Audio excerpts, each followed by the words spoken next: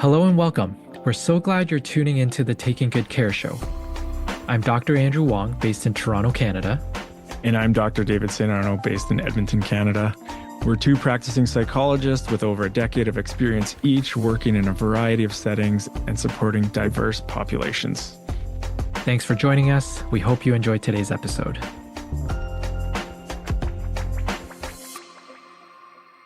While we're both practicing psychologists, our podcast is intended purely for educational and entertainment purposes. It's not a substitute for professional mental health care or treatment. If you're in need of support, we strongly encourage you to reach out to a licensed mental health professional in your area. Hey, Andrew. Hello, Dave. Happy Friday. Happy Recording Friday. Happy Oilers on to the next final round of the playoffs Friday. Let's hope they can do it this year. It feels different. It's a rematch. Yeah. And the Panthers do look good, unless they were playing a really weak Carolina team. Yeah, we'll see. I'm rooting for the Oilers. So today we are talking about boundaries. Even just our pre-conversation before our recording right now, we were chatting about how broad this topic is. And boundaries can be defined in so many different ways. So I think we need to set the tone, let our listeners know what we're talking about when it comes to boundaries. Yeah, I think it's the term itself is not a great term. I haven't really been able to find another term that is more relatable or more just common sense. So I often think about boundaries. I just call them personal limits. And there's different areas of our life where we can have these personal limits. And this is something that I've been wanting to talk about on the podcast, because this is something that I talk about in my office all the time. Like, it comes up whether I'm working with individuals, couples, families. This is a topic that you might not understand it as boundaries, but you can understand some of the symptoms or some of the negative effects that come with having poor or unhealthy boundaries. And then it's like, okay, well, if you want to feel better about this relationship, you might want to look at either tightening up your boundaries or loosening your boundaries. And I think we'll get more into exactly what that is, but it's a tool for navigating relationships, and especially difficult relationships. So, yep. And I think as you mentioned, Dave, not just for individuals, couples, and families, the other populations that I think of too is from childhood to adulthood and all those years in between. There's so many things that we can talk about when it comes to personal boundaries or personal limits. Even from an early age, oftentimes in kindergarten or even preschool, we teach kids about, interacting at arm's length, or what we sort of call that sort of rainbow boundary or rainbow limits. When you spread your arms out and around, that's your personal space. And we teach kids that all the time. You don't get into other people's personal space. If they ask you to stop, you stop. What's interesting, though, I find as you age, these boundaries or limits change, sometimes for better, sometimes for worse. And I guess with our podcast today, our episode, it's trying to perhaps discuss what are some of the negative effects of poor personal boundaries and how we can change that in time to reflect a more healthy or more positive limits with other people.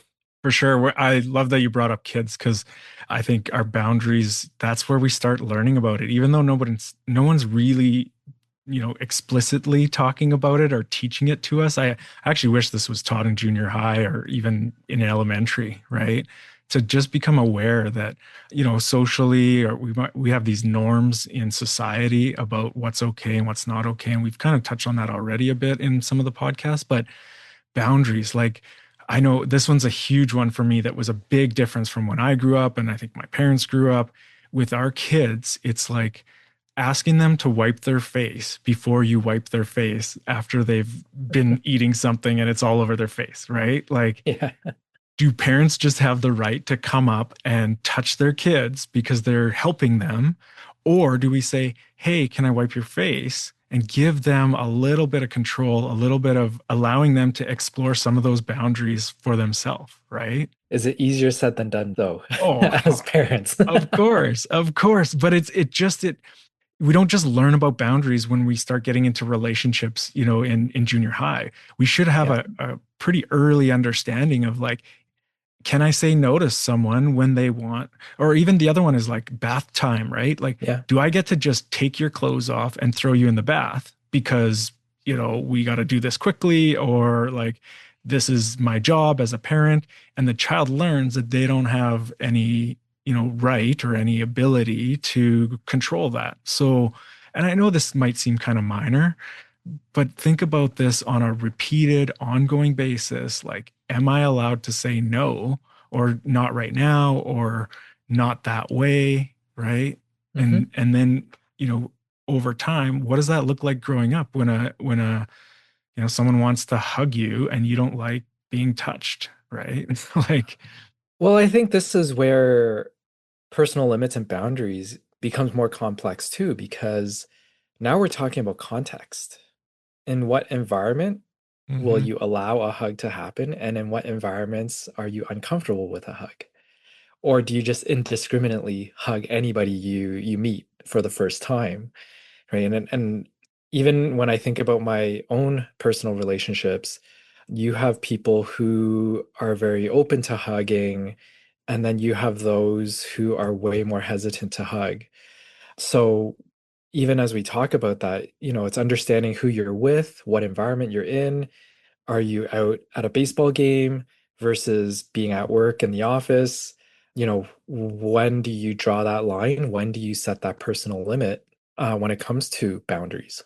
For sure. And I think starting out with those physical limits, right? Like it's a lot easier to understand boundaries when we're talking about, do I want to be touched or not? Like my physical space, or my, like you were saying with the kids, their bubble, right? Like Yeah, their own, and how do we navigate that? Right. And if you come from a culture that is very touchy, or, and how do you, I remember growing up French, and New Year's Eve was this like event that we would go to the hall and see all these extended family members that we really didn't know all that well, right? yeah, But the expectation was a kiss on each cheek, right? Like you hugged and you kissed on yeah, each cheek, even if you didn't know these people, yeah. right? Which is so interesting, right? Because in Asian culture, or specifically for me in Chinese culture, it's like complete opposite. Like very little hugging, probably not until our generation. And because we probably grew up, in Canada and North America, that hugging is now, more readily accepted. But certainly growing up, that wasn't the case. Like nobody, even when I think about family events, rarely did anybody ever hug. Like it just wasn't part of our culture. Right? So the context, culture, age, like all of these things, this is how complex, even for me, like as we talk about this is really social skills. Hmm. This is how complex social skills is. And when you think about your everyday environment, if you're at work in an office or at your school with 25, 30 other kids, you have to navigate all of these different relationships to know what the boundaries are. For sure. And they affect the relationships, right? They Yes. affect your relationships with your parents, with your kids, with your partner, with partners, so understanding this and understanding that you can adjust boundaries depending on the relationship, depending, like you said, on the context. So it really gives you a concrete tool to go, why am I always feeling guilty around this person? Right? Why do I Yes. leave these interactions feeling guilty? Huh. Or why do I leave these interactions feeling some kind of like resentment? Right? There's this bitterness that comes with it. And it's like, oh, what is actually going on here? Or why is it that when I'm meeting this person, I'm feeling more on edge? Why is it that every time I meet this person, I'm a little bit more nervous, a little bit on edge? Hmm. I think certainly it happens with me, even in my personal life. But yeah, I think that's where it sort of goes into like not just the physical boundaries, but emotional and psychological Oh, boundaries. time boundaries, right? That's another one that's really concrete, right? So if you know in your head you have 20 minutes to have a conversation with someone, and then it rolls around to like 19 minutes, And, what do you do? How do you just keep going? Do you say, how do you actually express these boundaries and communicate them? And hopefully we'll get into a bit of that today too, because that's super important. Yeah, I'll talk more about that in a minute, but I just thought, Yeah. there's so much to this that hopefully people are just kind of the light bulbs are going off, going like, oh yeah, oh yeah. I think about boundaries in terms of the two things that push our boundaries, guilt and fear, right? Yeah. So, like you said, feeling on edge, that could actually be a bit of fear, right? Like, yeah. Absolutely. Absolutely. I was just thinking too, even in a helping profession, I don't know about you, Dave, but professionally speaking, sometimes when a client contacts me and says, "Hey, I need another session, I need another appointment ASAP this week, please fit me in." My first inclination is, okay, let's take a look at my calendar. Let's do it. Let's see what I can do. Hmm. Right. I think for me, it's like I'm in this helping profession, and so my inclination is like, let's help. But sometimes it's like taking a step back, it's like, as much as I want to help, A, does this person really, really need it this week? And do I need to set some boundaries or limits here to say, okay, not this week, but maybe next week? Yeah, I think the other thing is like, what is it actually going to mean for you? Right. Like, I think when we're in Exactly. helping professions, we're focused on helping someone else. Right. And that these boundaries are personal limits for yourself. And quite often we get in trouble when we're trying to justify or rationalize or explain these boundaries. So the first part is just really being clear with yourself. Like, if you enjoy fitting people in and it works within your work family balance, then great, keep doing that. But if it's taken away from your family time and then you're getting kind of bitter about it and Exactly. resentful or burnt out, Yeah, that's a huge sign that we're probably not setting very healthy limits. yeah, so maybe let's do that right now because on the one end of unhealthy boundaries is having very porous or poor boundaries, not having many boundaries, right? And so that on that end, a lot of times people in the helping professions, people that are burning out, constantly kind of redlining it and having difficulty with they like work-life balance, but it's Hmm. boundaries, it's setting boundaries. And then on the other end, it's having really rigid boundaries and the negative part to that is Mm. like feeling lonely or disconnected, not having a lot of relationships or having really unhealthy kind of conflictual, like relationships with a lot of conflict. Yeah, without even knowing it too, right? Because you are setting such rigid boundaries and people may see it as inflexible. And so, if they see you as inflexible, then they start thinking, well, do I want to have interactions with this person? Hmm. Because maybe not that you may be intentionally doing it, but they feel like they're getting the cold shoulder, so to speak. Well, yeah. And it's like if you're late, if you have really rigid, firm boundaries around time, you might say, if you're late, I want nothing to do with you, right? If you're my client, I'm not going to see you anymore. If you're my family member, I'm not going to, I'm not going to book any other kind of dates or times to hang out or Yeah, that's it. It's over. There's no exceptions. There's no kind of like, well, maybe traffic was bad or maybe this. No. yeah, yeah. So how do we, well, I guess for you, Dave, how do you inform or start to teach clients healthy boundaries, whether they are emotional boundaries, psychological boundaries, even physical boundaries? Because you had mentioned like you talk a lot about this with your clients about boundaries and setting limits. Yeah, I think the first thing is just raising the awareness. Like, is this working for you? Right? Or this seems to be a pattern in a lot of your relationships. And we know with boundaries, if you have poor boundaries in one area, you're likely going to have poor boundaries in other areas. And if you have really Hmm. rigid boundaries, you're likely going to have that pattern. So just kind of going like, okay, here's a pattern. Here's what I've noticed. And then, what's the cost to that? What is the downside to this? And you know, if you tighten up your boundaries, perhaps you'll be less burnt out, right? You'll have more Hmm. time for yourself, more able to do the self-care that you need. But that also might mean that relationships end, right? So there's a cost on the other side. So being able to weigh that out and decide what those personal limits are for you, and then accepting the consequences that come with that. So I guess what I'm hearing then is, what is that relationship worth to the person? So I know you were using the word cost, like you're gonna have costs on either end. But then Hmm. I'm also thinking, okay, does that also mean we also have to reflect about how much this relationship is worth to us? Yeah, but also how much your own health is worth to you, right? That's where I think this gets missed is we focus on the relationship, we focus on the other person's needs, especially with the poor boundaries, right? And so of course, your relationship with your children, your relationship with your parents, like these are going to likely be worth a lot to you.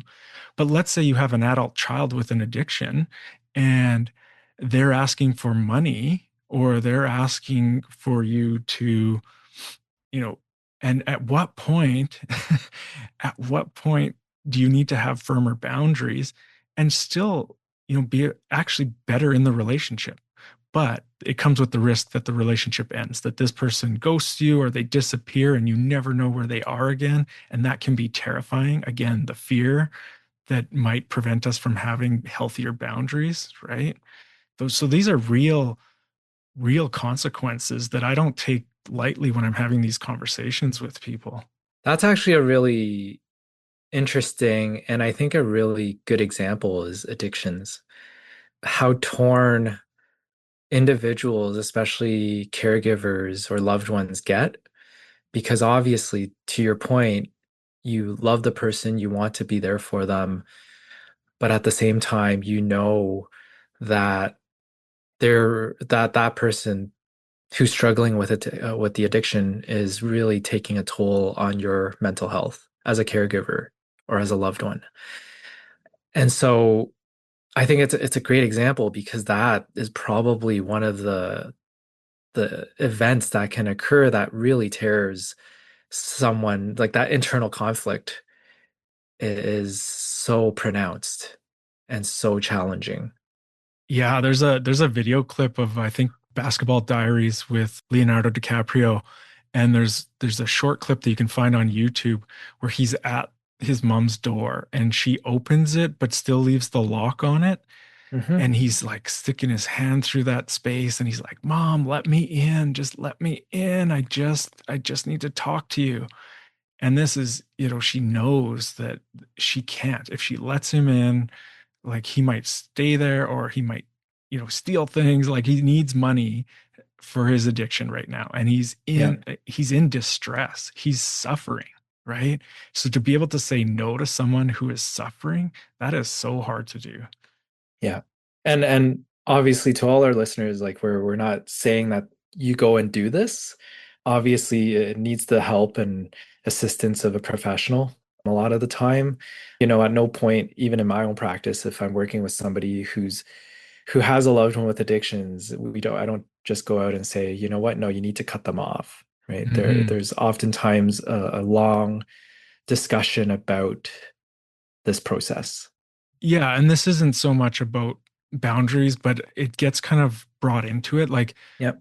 people will be familiar with the term like enabling, right? And then Yep. someone else will say, like, well, you're enabling this person. And it's like, well, it's actually more complicated than that, right? Yep. Perhaps you're allowing a behavior to continue because of, how you are supporting them. But again, like recognizing that it's terrifying. It's terrifying to think that this will be the one time where I don't open my door and then they've OD'd and I never Hmm. see them again, right? So I do think that you do need to have a lot of compassion and understanding with these challenges. And you mentioned love, and this is one of the ways that I think talking about boundaries with parenting with kids, it's on the one end there's love, on the other end there's limits, right? And if we Mm-hmm. have all love and no limits, it's not going to be very good. If we have all limits and no love, it's not going to be very good. So being able to express your boundaries, communicate your boundaries with love, like having those loving limits. So saying Yeah. no, but still like being like, I still love you. I still care about you. You still are important to me. And I'm not going to fill in the blank. Yeah. And I think, I mean, this is for another podcast. I do think there's a lot to be said about parenting with limits. just because we don't let our kids do something, if we feel a lot of guilt because of that, but yet at the same time we know it was the right decision, perhaps. Is that poor parenting? Probably not. But like I said, it's probably for another podcast episode because we could go on and on about parenting and limits there and assertive parenting and all that stuff. If we bring it back, I know we used a pretty extreme example of addictions, but let's say we go back to sort of daily living. I get a lot of adult clients or even teenage clients who will tell me about things that are not working at work or not things that are not working in their high school. A lot of drama, whether it's at work or at school. How do we teach limits? How do we teach them to assess a situation and perhaps various strategies of creating more positive and healthy boundaries so that, like you said, 10 to 15 minutes ago, so that we can feel more positive in our relationships with others? For sure. And I'll say it again, and with yourself. Like, Yeah. how are you doing? Like, do you feel healthy and happy right now? And if not, I would be looking at your boundaries or your relationships. And we can easily say, well, that's an unhealthy relationship. But boundaries allows us to concretely do something about relationships without ending them, without kind of cutting people out of your life, right? It's like, well, no, I'm going to actually have these boundaries, and maybe the relationship ends then. But if it if it's strong enough, if it's, we can adapt and we can adjust. And I think it's always easier to have better, firmer boundaries at the beginning and loosen them Mm. than it is to have kind of looser boundaries and then try to tighten them up. Yeah, that really reminds me when I was going through my teacher training, I was on my very first practicum. Shout out to Central Tech High School here in Toronto. Great, great role model of a teacher. Her name was Barb Nixon. I will never forget the words that she told me. She always said in the classroom at the beginning, way easier to rein it in early than to try to rein it in later. Yeah. So you may appear to be the strictest teacher, but that's not a bad thing. At least you create boundaries and limits with the students. And as you get to know them throughout the year, you let it go and they'll respect you so much more for it. And they'll see that you're loosening up. But when you do need to rein it again, they know and they'll listen. Hmm. Well, and that's part of the complexity of it is that these things are fluid. They're changing. And so how do we change these things and how do we let people know that these things have changed for us?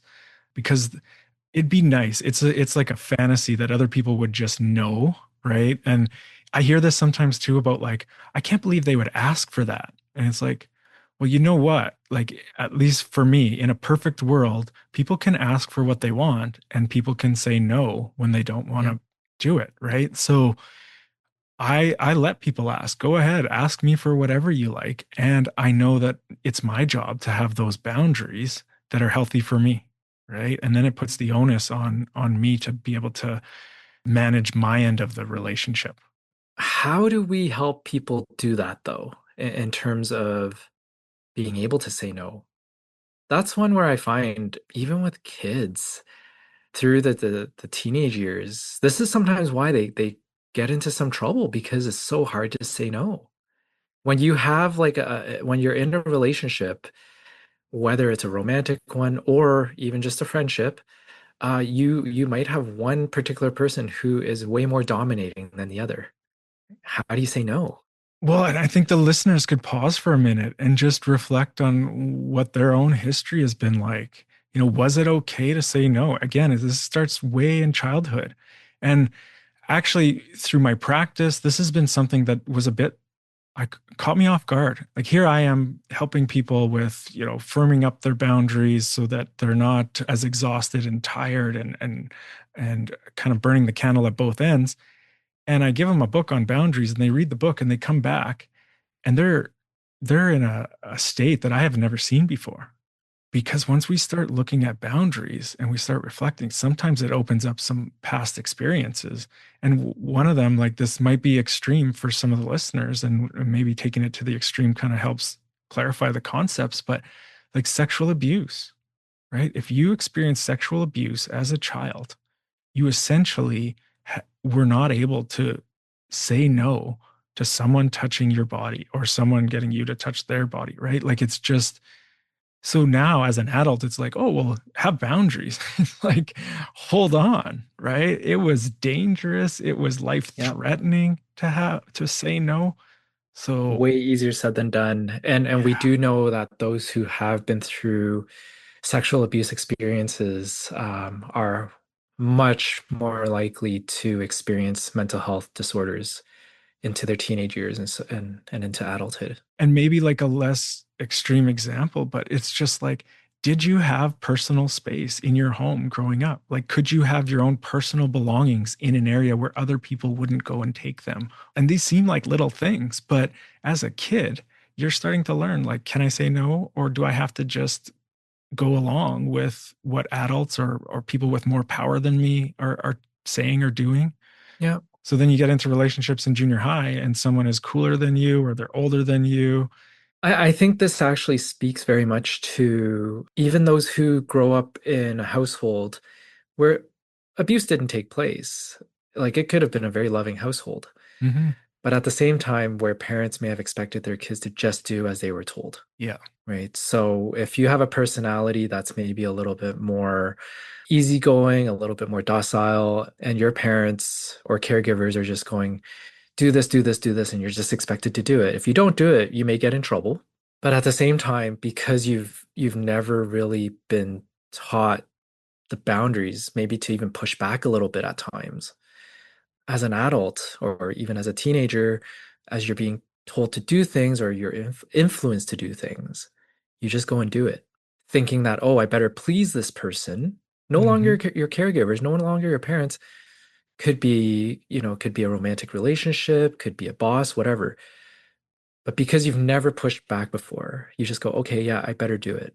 And then all of a sudden you're taking on 20 different tasks when in the time that you have, really, you only have time for 10. Yeah. And then you start to burn out because you said yes to everything. Yeah. Because you've been conditioned and taught and trained that your feelings, your preferences, your needs don't matter, right? You need to prioritize, like you said, please this other person and basically adapt to their needs. And so if that happens repeatedly, sometimes, as as a parent, I want my kids to listen the first time when I ask them to do something, right? Like that is so much easier for me, right? And sometimes it's tempting. It's like, well, back in the day, you would get a slap or you would get punished if you didn't do this right away. And so it's tempting to be like, oh, yeah, having kids that are obedient will just make life easier. And true, but then think about what you're setting them up for, like you said, in the workforce, in other relationships, if that's what they've been trained to do. So sometimes if I have parents that are, kind of leaning in that direction, I'm going like, well, what about when your daughter's in a relationship with a partner later on? Or what if your son is at a workplace and the boss is demanding them to work overtime without pay? It's such an interesting conversation, right? Because there are different ways of navigating these situations. And again, I think it's so embedded in culture and context because I know, for example, like I have relatives in Asia and they're constantly working overtime, even if it is with pay, like they're working till 3 in the morning at the office. And I'm thinking if, because I grew up here in North America, even if you paid me, I don't think I'd stay till 3 or 4 a.m. at the office. Right? There's no way, like for my own mental health, for my own family's sake, like that would be detrimental. Well, you say that, but I know you, Andrew, and I and I'm saying this for myself too. Like I've definitely had to learn about the consequences of not having good enough boundaries, not prioritizing my own needs. I would sometimes go to this like training and then I would come back to the office and be like, I actually set my own schedule. What am I doing? Right? Yeah, Like maybe I block some time off for myself to meditate or to go to the gym or to like so these are the real practical ways that this can show up and that you can yeah, work on it, right? yeah. But To be very transparent, that's partly why I left the school board before. Like I was there for almost a decade. But over time, there were always only a few of us who took on extra roles. Mhm. And eventually, for me anyway, it took a toll. Mentally, it was like, why is it that I'm always doing these extra things? And there wasn't extra pay. And at the beginning of my career, it was fine. Didn't have kids, I had the energy and I was like, yeah, let's do a good job here. But over time, it was like 5, 6 years in, 7 years in, it's like, man, I'm still one of the few who's doing something extra. And even when I tried to push back, and I wasn't great at pushing back, right? But even when I tried, like the manager would be like, can you please, please, please, please? And it's like, oh, okay, fine. Yeah, that's the guilt, right? Again, guilt and fear. So it's the kind of please, please, if you don't, these bad things are going to happen. And again, we can get caught into getting into these habits. And I remember like the first year of the PhD program, I and I grew up in a way that was like work harder and, that was ingrained in me. Like you just put in effort and you will get somewhere and think like good things will happen if you just work harder. But it was almost like it was too much. Like it was just like each course was like almost as much as I could do on its own. And then it was all combined. And I remember showing my agenda to my supervisor at the time and being like I don't have another hour in the day to actually do some of this stuff. And so then I had to pick and choose what I could actually complete in the timelines that were set out. But that felt terrible. Like I felt like I was failing, right? Yeah. So, So it's again, it's like that guilt, mhm, that guilt that is that's sort of placed onto you to yeah, try and get you to do more. yeah. Oh, and just like growing up, right? If your parents are like, do this, and then you don't do it, and they're like, they might get angry, right? They might threaten you with something, or they might go, oh, come on, please. Like this is now I gotta now I'm already tired. I've already worked a full day and now I'm picking up your clothes, right? And it's guilt. So and guilt is motivating. We don't like feeling guilty. We don't like feeling scared. These are real negative emotions that adjust our behavior. So I think if you are going to be setting firmer boundaries, your project, your goal is to like better handle guilt and fear, right? It's your emotional project that you're going to be having to work on. The discomfort that comes with setting boundaries can be Yeah. so bad that we avoid doing it or we put it off till later and like, oh, Yeah. next time I'll say no to that. Yep. And it's really a learning process. I sort of chuckled, Dave, when you said, "Yo, I've been at work so long today. Now I gotta pick up after you." Trust me, I've said that at home. Yeah, Like of it's happened. course. Of It's a course. learning process, right? I think so long as we're not using those same phrases as go-to phrases every time, right? Because it's a pattern, right? It becomes habitual when you say these things over and over and over again. Yes, it will get embedded into your children's minds, and then it becomes this sort of vicious cycle. So it's not to say you can't say these things. It's just not to let it become the persistent habit. Well, yeah, and that's why this is more complex than it seems because of course, if we're in loving, caring relationships, we care about what we do, how it affects other people. So, if we are making life harder for other people, that should matter to us, right? Like we should care if someone is upset or disappointed or frustrated or feeling sad. Like, but how much do we put our own needs aside to take care of someone else's needs, right? And maybe it's our emotional project to work on feeling guilty and managing that better for ourselves, but maybe it's their emotional project, right? Maybe as an adult, as a parent, it's my emotional project to be able to express myself more clearly, be able to have those conversations with like what are the expectations at Yeah, home and what are the consequences when that doesn't happen, right? And that's the other part of boundaries is what are the consequences? And so you don't have to explain everything. You have to just say, if you keep talking to me, if you keep yelling, I'm leaving the conversation. I'm hanging up the phone. That's a consequence. And then you're done. Of course, you're going to feel guilty. You're going to feel bad about it afterwards, likely. I think this leads to the importance of communication and this ability, when let's say going back to our example with children, if we're constantly using shame-based or guilt-based language or phrases, I think that's when we have to really take a hold and reflect, okay, what's going on? Am I burnt out? Am I burnt out from work? Is it trickling into family life? Is this why I am constantly frustrated when I'm at home?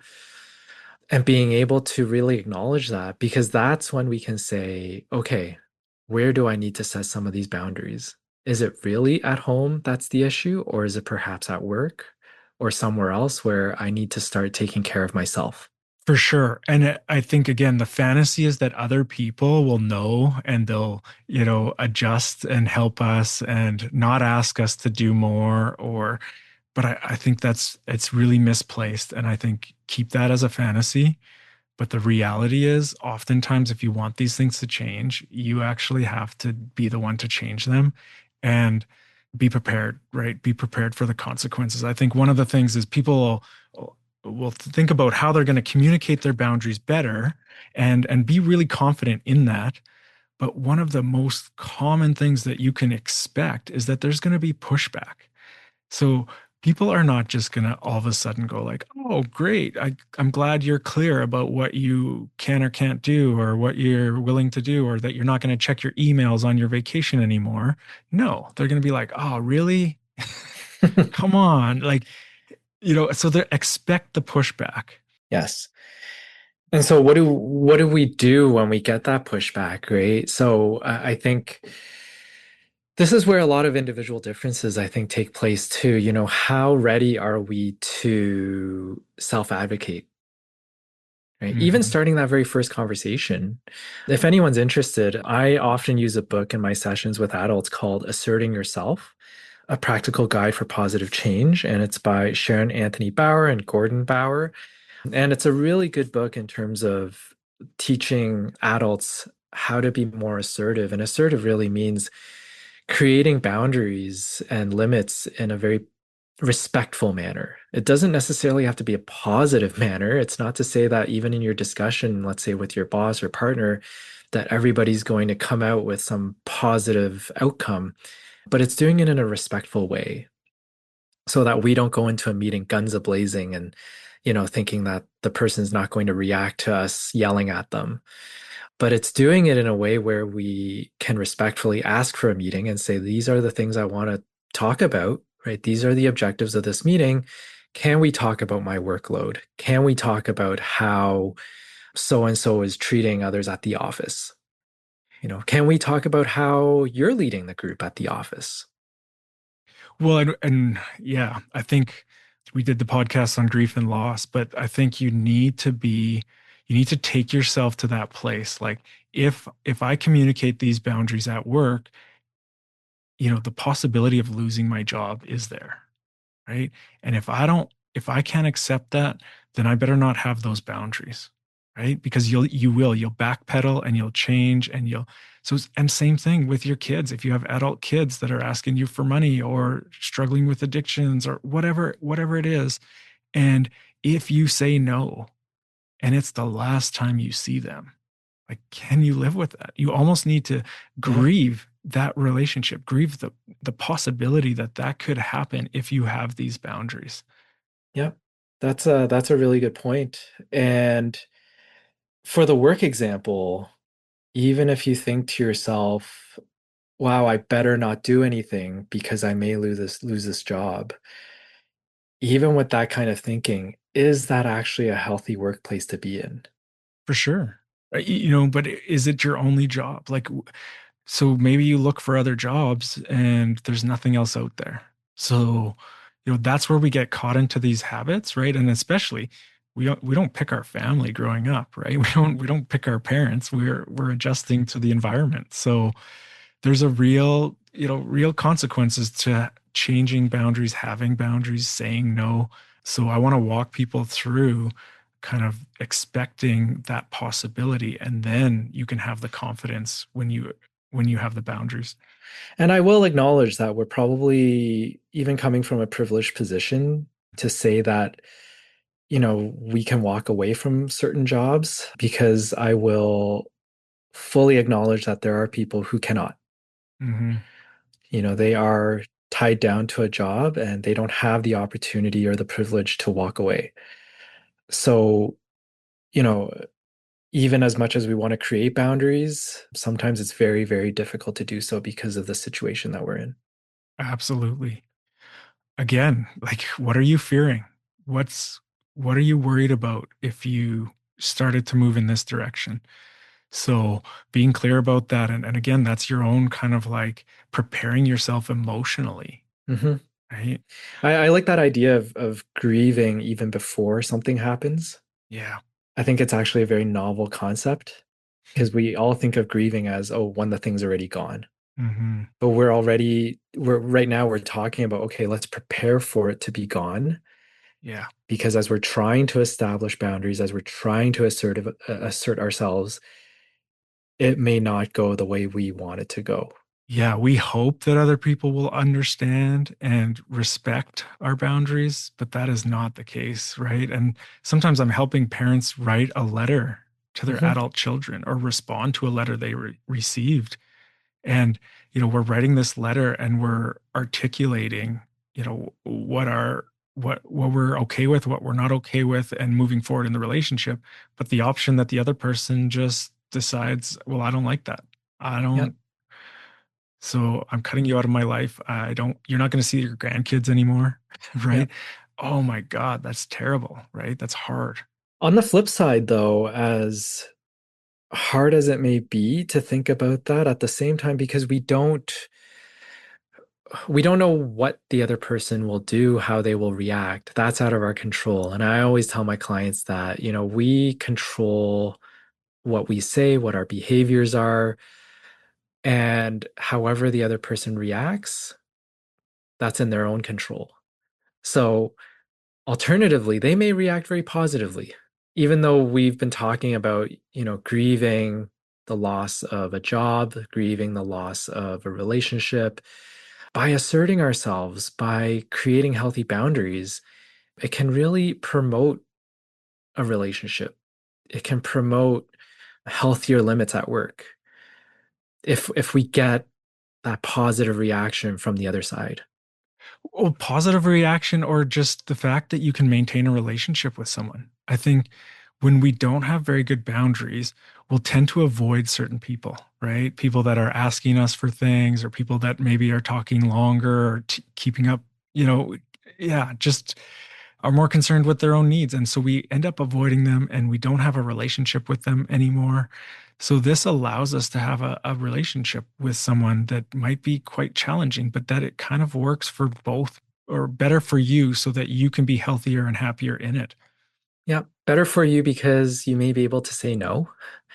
Maybe you're able to say not right now, maybe next time, right? These sort of key phrases, I'm busy today, ask me another day if you can. Again, taking care of yourself so that there is more satisfaction or enjoyment with yourself, with the relationships that you're in.